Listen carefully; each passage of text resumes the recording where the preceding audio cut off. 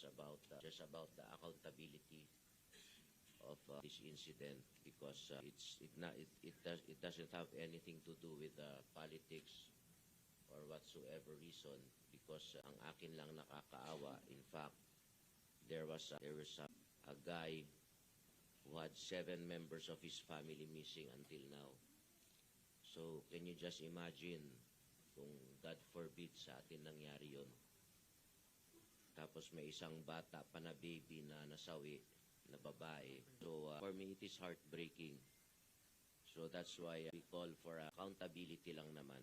And my prayers and sympathies to the victims. And yun lang, it depends with this panel kung anong if we should make a technical working group or an investigative group para mapabilis itong action agad. At saka this is a national issue kasi Tausug Lives Matters.